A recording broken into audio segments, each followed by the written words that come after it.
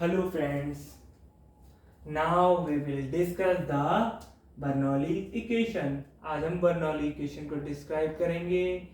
और जानेंगे कि कैसे इसमें क्या क्या होता है। और बर्नौलीज थ्योरम एक तो इक्वेशन ऑफ कंटिन्यूटी पे डिपेंड होती है। इक्वेशन ऑफ कंटिन्यूटी आप जानते होंगे कि एरिया, जैसे एक ये पाइप है, ठीक है, दिस इज द पाइप और ये है बेस, ठीक, यानी कि ये सरफेस से इतना, सरफेस थोड़ा टेढ़ा हो गया, फिर से सीधा कर लो, सरफेस से थोड़ा ऊपर, ठीक, सरफेस से ऊपर है, ये इधर चौड़ा है, इधर थोड़ा कम है, कम कर लो उसको, ठीक है, पतला सा है, इधर मुंह पतला है, इधर मुंह चौड़ा है, ठीक। मान लीजिए इधर जो है प्रेशर लग रहा है वो है P1A1, ठीक है, किधर की तरफ, राइट की तरफ, राइट, ठीक है। इधर अपोजिट प्रेशर लग रहा है, कम हो जा रहा है ना, अपोजिट लगेगा, फोर्स कैसा लगेगा, अपोजिट लगेगा, P2A2, इसको अपोजिट लगेगा, P2A2 मान लो, ठीक है, प्रेशर और एरिया P2A2, ठीक है, P2A2, ये हो गया A पॉइंट, इसको ले लो A डैश, ये B पॉइंट, इसको ले लो B डैश, ठीक, ये पॉइंट हो गए। यहाँ से यहाँ तक की हाइट हो गई है H1, यहाँ से यहाँ तक की हाइट हो गई है H2, ठीक। Now Bernoulli's equation relates the speed of the fluid, क्या, स्पीड ऑफ फ्लूइड, फ्लूइड बना ना, लिक्विड बना, वाटर है, फ्लूइड है, बना है, उसी पे रिलेट है, किस पे रिलेट है, उसी पे रिलेट है, एट फ्लूइड एट पॉइंट, कितने भी पॉइंट पे, यहाँ पे हो, यहाँ पे हो, यहाँ पे, यहाँ पे, यहाँ पे, कहीं पे हो, तो at point and height of the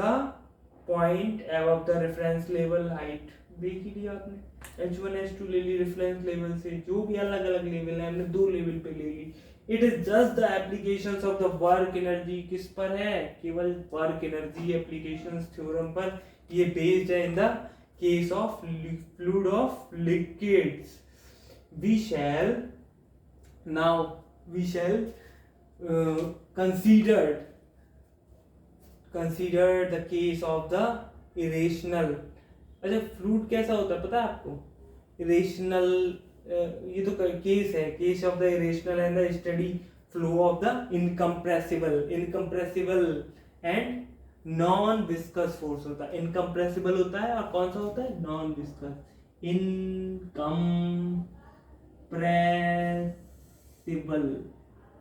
incompressible and non viscous, कैसा होता है, नॉन विस्कस, ये दो तरीके का होता है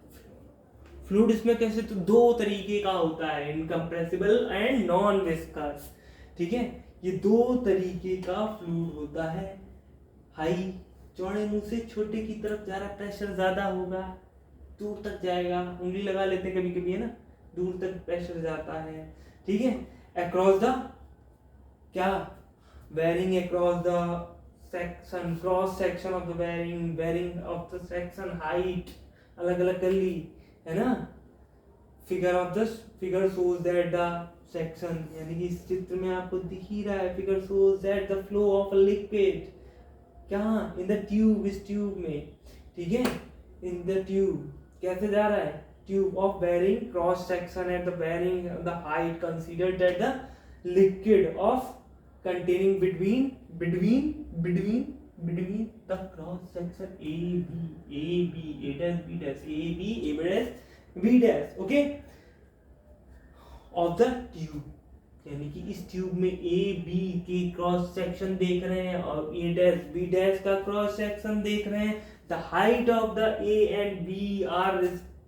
H1, A की H1, B की H2 are respectively, हमने क्रम मान ली है ऐसे, कैसे, A1 B1 from the reference level, कहाँ से, रेफरेंस लेवल, ये है reference level,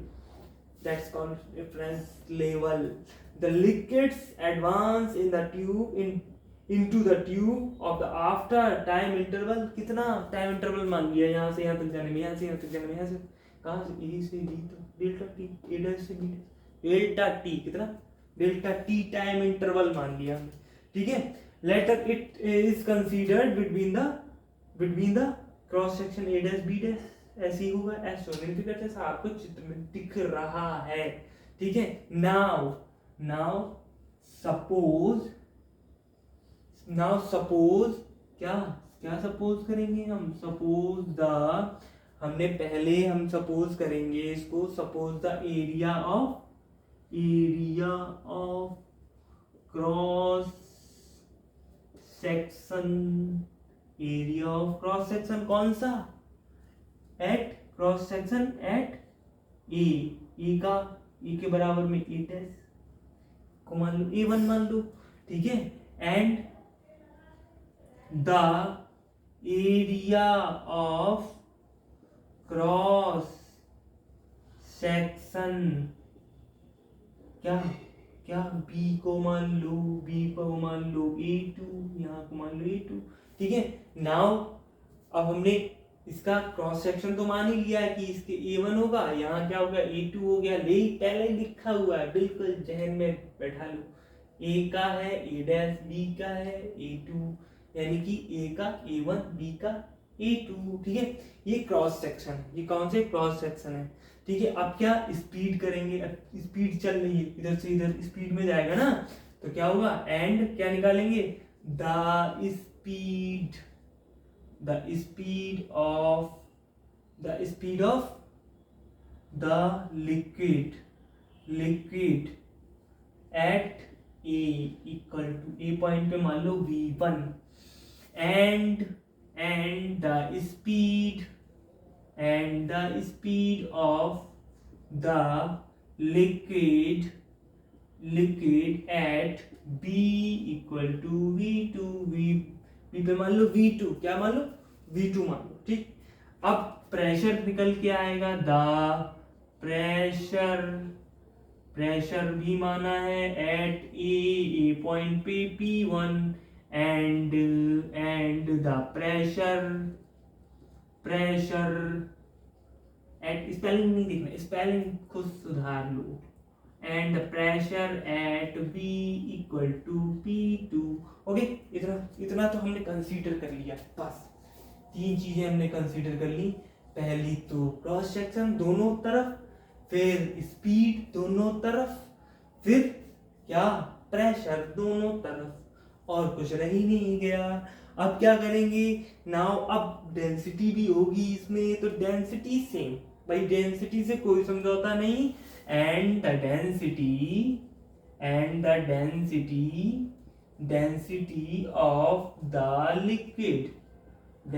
of the liquid equal to rho, मेरा बोर्ड छोटा है इसलिए मिटाना तो पड़ेगा, क्योंकि लंबा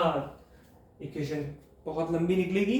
तो डेंसिटी आपको पता चल गई, density of a liquid equal to rho, ये सपोज कर लिया इतना सारा। The distance of a A dash और ए डैश ए, यहाँ से यहाँ तक की डिस्टेंस, यहाँ से यहाँ तक की डिस्टेंस, केवल यहाँ से यहाँ तक, अगर यहाँ से यहाँ तक की डिस्टेंस की अगर हम बात करेंगे, तो द डिस्टेंस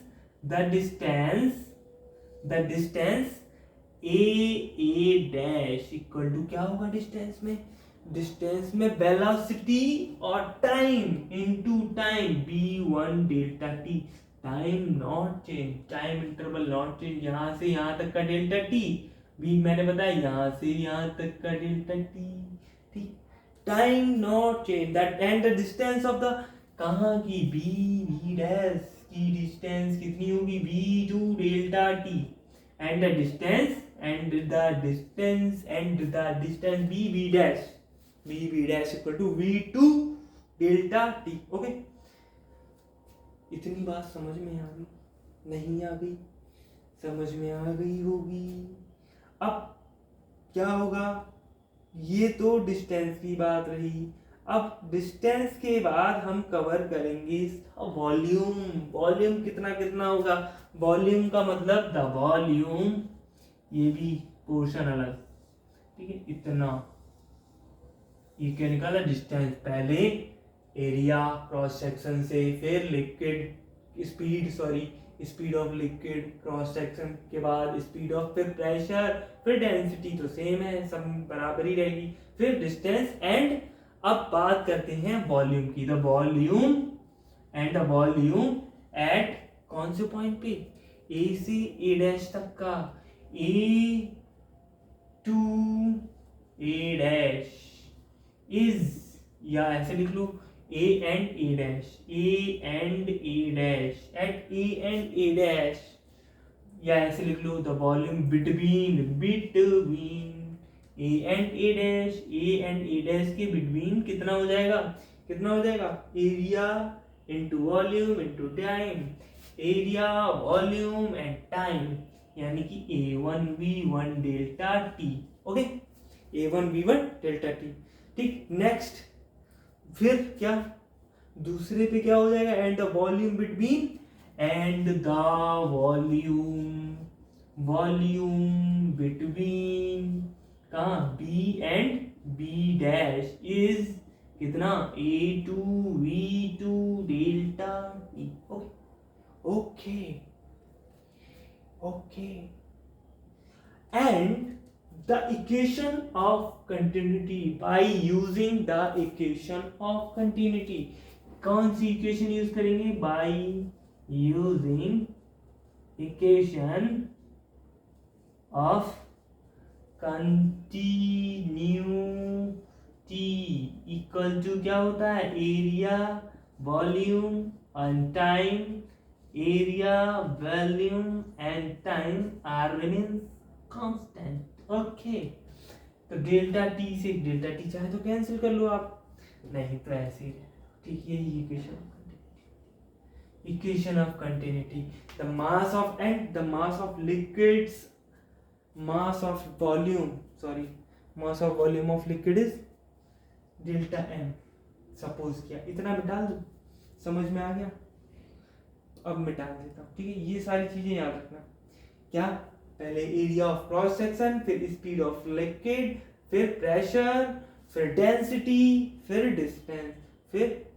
उनके बीच में क्या, वॉल्यूम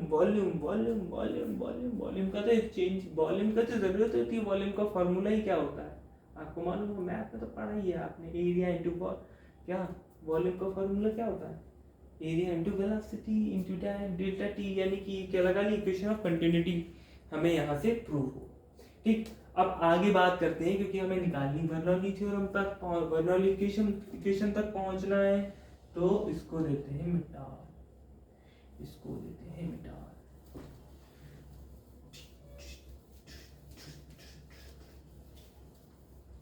अब बात करते हैं आगे,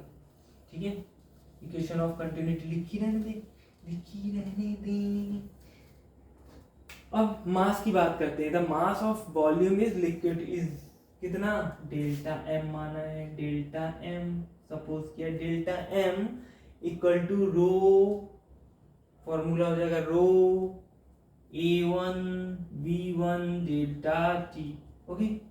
ऐसी दूसरी तरफ का हो जाएगा रो A2V2 डेल्टा टी। इसको लिख लो इक्वेशन, ज्यादा चक्कर में नहीं पड़ना है।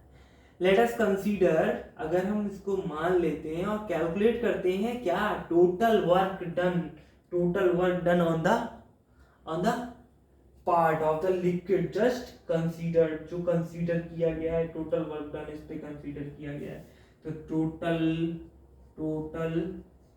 Work done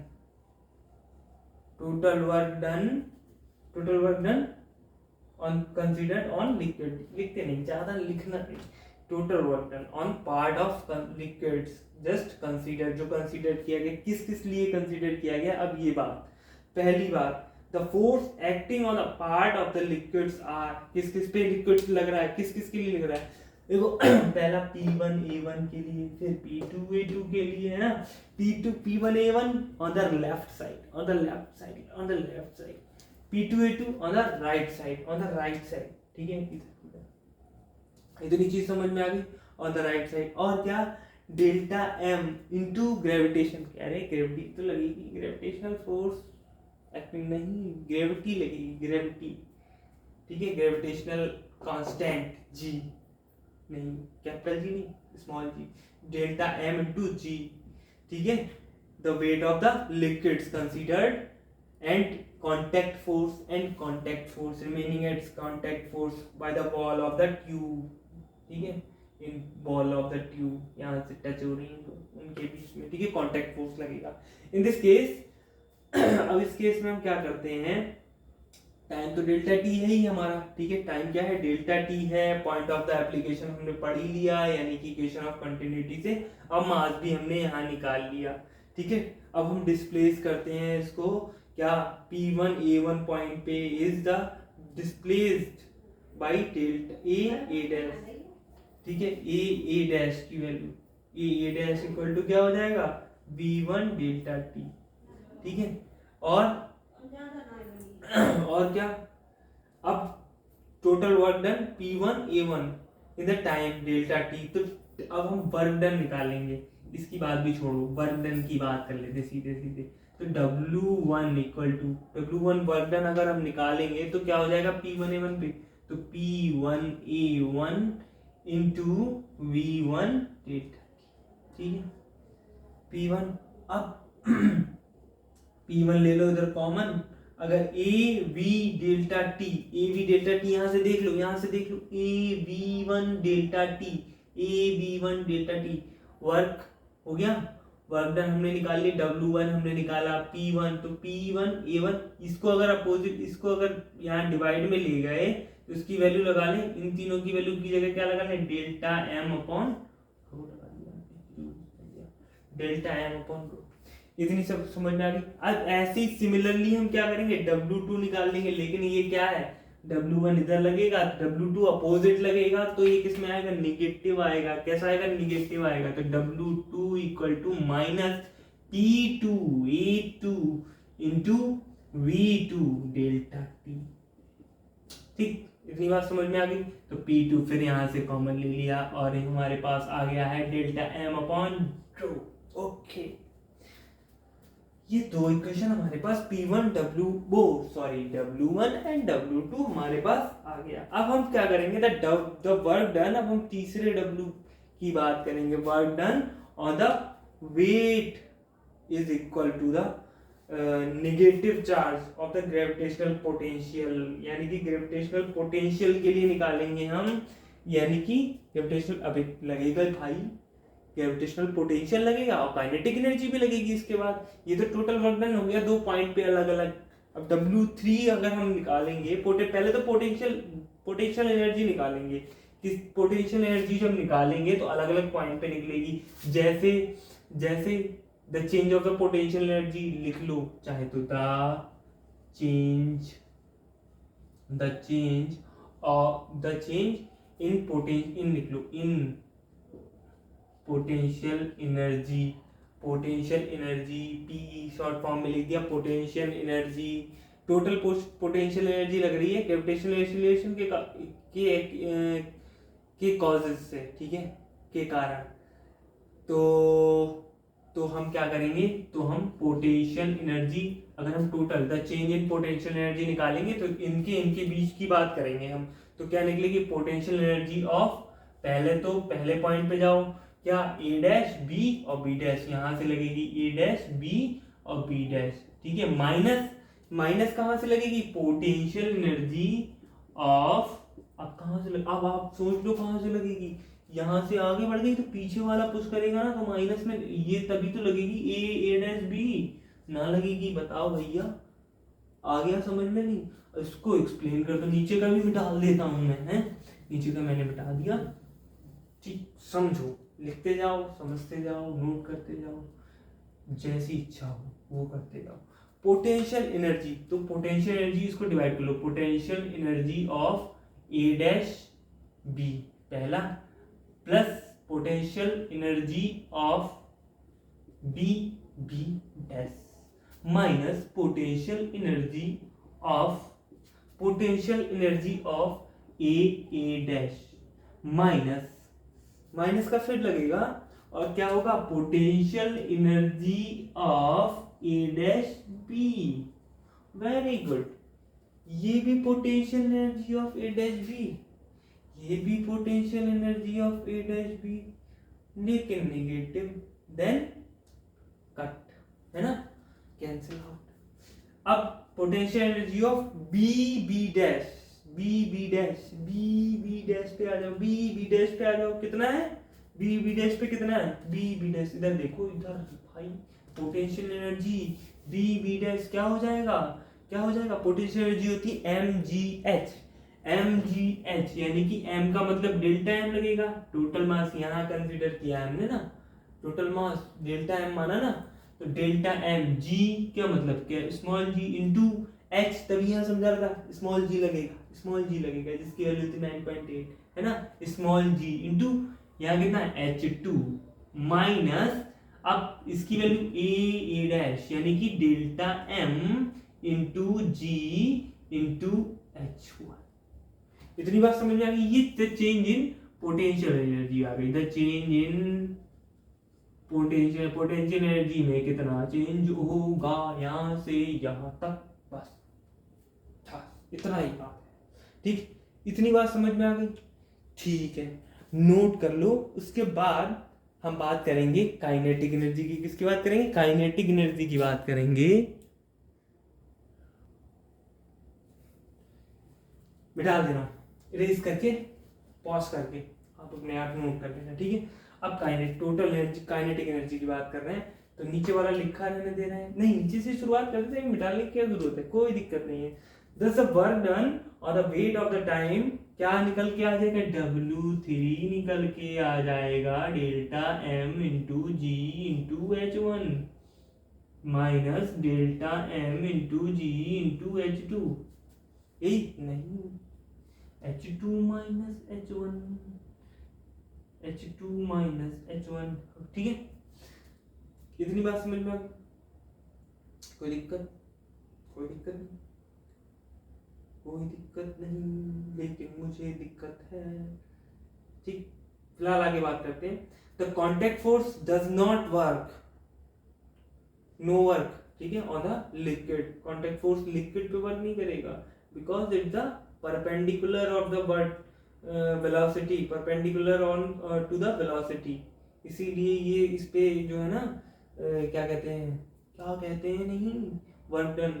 work on the liquid because perpendicular, इसलिए ऑफ द वेलोसिटी, इसीलिए वर्क वो सॉरी लिक्विड पे अप्लाई नहीं होगा, ठीक है, कांटेक्ट फोर्स।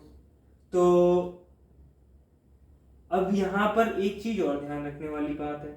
W3 जो निकालेंगे वो अपोजिट हो जाएगा, क्या हो जाएगा, H1 माइनस H2 हो जाएगा यहाँ, ठीक है, क्यों, बिकॉज क्योंकि ये क्या है, इसके अपोजिट में लग रहा है, तो W2 जो है, ठीक है, यहाँ का फोर्स ये इसके अपोजिट हो जाएगा, तो ये साइन चेंज हो जाएंगे, तो ये क्या हो जाएगा, माइनस में निगेटिव आ जाएगा, तो ये हम H1 H2 आगे लिख लें, आगे H2 लिख लें, सॉरी H1 लिख लें, पीछे H2 लिख लें, आगे पीछे कर लें, ये निगेटिव में हो जाएगा तो साइन चेंज हो जाएंगे, तो आगे पीछे आ जाएंगे, ठीक है, क्योंकि कॉन्टैक्ट फोर्स इन पे नहीं लग रहा है, ये भी मैंने बात आपको बता दी है। अब हम टोटल वर्क डन निकालेंगे, ठीक है, टोटल वर्क डन, टोटल हो गया, total work done on the liquid, लिख लेना, on the liquid considered in the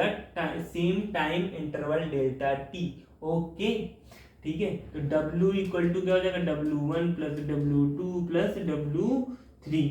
ठीक है, तो इनकी वैल्यू हम लगा लें अगर, तो क्या हो जाएगा, P1 डेल्टा, बैठ जाता हूं मैं भी, P1 डेल्टा M अपॉन रो, ठीक, ऊपर से, ठीक है, minus P2 delta M upon रो, ठीक है, प्लस पहले रिट्रीव कर लो, पहले में जब लिखी थी इक्वेशन तो यहाँ P1 निकाला था, P2 निकाला था, ठीक है, प्लस क्या निकाला, W2 में निकाला है, क्या निकाला W2 में, ये लिखा हुआ है यहाँ पे, ये P1 डेल्टा M, यहाँ से P2, ये वाली दोनों लगा दी यहाँ, ठीक है, फिर क्योंकि ये माइनस में हो गया ना, इसीलिए दोनों लगा दी, फिर क्या लगाया, काइनेटिक एनर्जी यहाँ से लगाई, वो सॉरी पोटेंशियल एनर्जी यहाँ से लगाई, यहाँ से पोटेंशियल पोटेंशियल एनर्जी लगाई हमने तो क्या हो जाएगा डेल्टा एम जी H1, ठीक है, minus delta M G H2। ठीक, अब इतनी बात समझ में आ गई, इसको लिख लो इक्वेशन नंबर कितनी है, तो हमने एक वहां लिखी, 2 लिख लो इसको,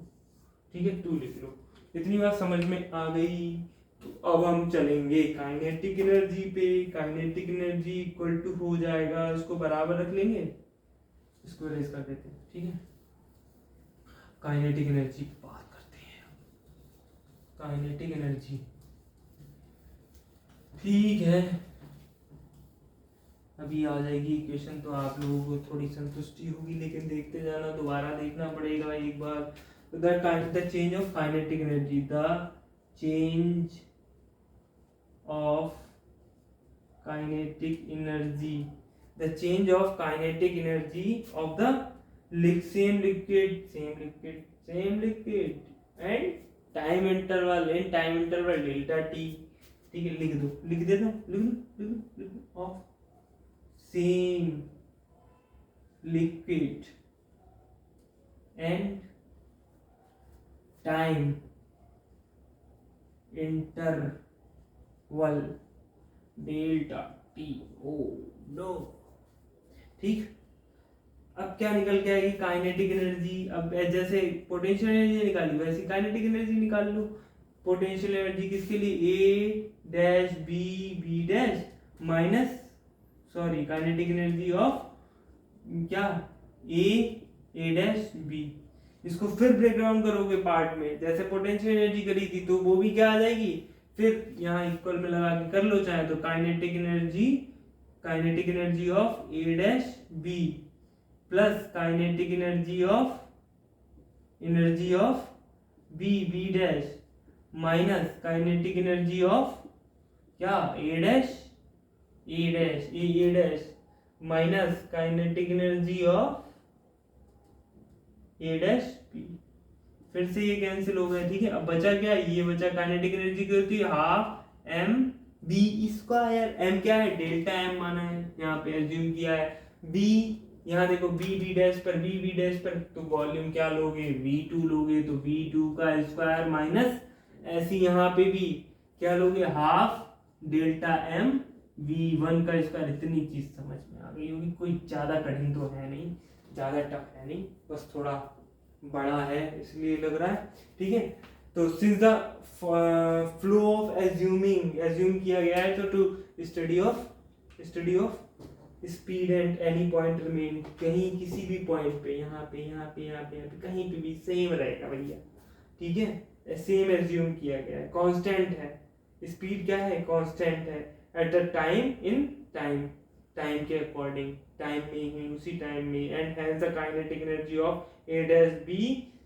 is same is the initial to final position, initial final position, and the cancel out when charge, cancel out होगा when charge in kinetic energy of the system is considered by the work done। अब हम work done की बात कर लें, by the work done, work energy theorem, by यहाँ लिख लो, by the work energy theorem, by the work energy theorem, the total work done change of the system is equal to the change in the kinetic energy, ठीक है। Kinetic energy में change हो जाएगा, तो kinetic energy के बराबर रख लेते हैं इसको, किसको, इस इक्वेशन को यहाँ तक तो इरेज कर देते हैं। ये काइनेटिक एनर्जी है, ये हमारे टोटल वर्क डन आया था, total work done kinetic energy, equation 2 को इक्वल रख देंगे 3 के, 2 को इक्वल रख देंगे 3 के, ठीक है, 2 को इक्वल रख देंगे 3 के, तो ये 3 ये 2 है, तो क्या लिखेंगे, P1 delta m upon rho minus P2 delta m upon rho plus delta m g h1 minus delta m g h2 equal to यहाँ half delta M V2 square minus half delta M V1 square. Okay, इतनी चीज समझ में आ गई। यहाँ बस proof हो गया, प्रूफ हो गया, प्रूफ हो गया, इससे ज्यादा नहीं करना है। क्या करना है, इसको मिटा देता हूँ क्योंकि ये इक्वेशन लिख लिए यहाँ पर और ये थर्ड इक्वेशन के बराबर में लिखती है। डेल्टा एम सारी जगह कॉमन है और रो भी कॉमन ले लो। डेल्टा एम अपॉन कॉमन ले लिया तो क्या हो गया, P1 बचा माइनस P2 बचा, यहाँ क्या रह गया, रिमेन्स। अगर हमने यहाँ से रो कॉमन लिया तो रो के ऊपर नीचे मल्टीप्लाई करनी पड़ेगी, तो रो GH1 आ जाएगा माइनस रो GH2 आ जाएगा, equal to half delta M. भी यहाँ की कॉमन ले लो, दुश्मनी यहाँ भी है, इससे इसको तबाह करना है, मिटाना है। Equal to half V2 square minus half V1 square. Okay, delta M से डेल्टा एम कैंसिल, इसकी मल्टीप्लाई कर लो, P1 माइनस P2 प्लस रो GH1 भूल गए, H माइनस रो GH2। इस रो की मल्टीप्लाई यहाँ करेंगे तो half rho V2 square minus half rho V1 square. P1 1 वाले सब पास में, GH1 इसको भी इधर plus half rho V1 square equal to P2 वाले एक तरफ P2 प्लस हाफ रो V2 स्क्वायर, इधर ले आओ इसको इधर, प्लस रो GH2। बस simple, so simple. P plus rho GH rho GH plus half rho V square equal to constant. ये प्रूफ हो गया क्या, this is the Bernoulli equation, this is known as Bernoulli equation. Thank you, समझ में आया हो तो इस पे क्वेश्चन की बात करते हैं अब, नहीं या अगली वीडियो में, नेक्स्ट वीडियो में बात करेंगे इस पे बेस्ड क्वेश्चन की। आज नहीं, कुछ क्वेश्चन सिलेक्ट करता हूँ मैं, फिर इस पे बात करेंगे। इसमें बस याद रखिएगा दो तीन चीजें, लिक्विड होता है इनकम्प्रेसिबल और नॉन डिस्कस, ठीक है। बाकी तो मैंने चीजें बताई हैं, आपको क्या क्या निकालना पड़ेगा, वॉल्यूम तो निकालना ही पड़ेगा, वॉल्यूम के लिए एरिया भी निकालना पड़ेगा, डेंसिटी हर जगह सेम रहेगी, रो डेंसिटी हर जगह सेम रहेगी, डेल्टा एम दिया है मास हर जगह, ठीक है। क्योंकि डेल्टा एम क्यों लिया है, क्योंकि मास डिफरेंस, यानी कि मास पे कोई चेंज नहीं होगा, इसलिए डेल्टा एम लिया है। टाइम इंटरवल में भी कोई चेंज नहीं, इसलिए डेल्टा टी लिया है। और क्या है बाकी तो आपको सब पता ही है, पी क्या है, प्रेशर है, ठीक है, सारी चीजें, ठीक है। Thank you for watching.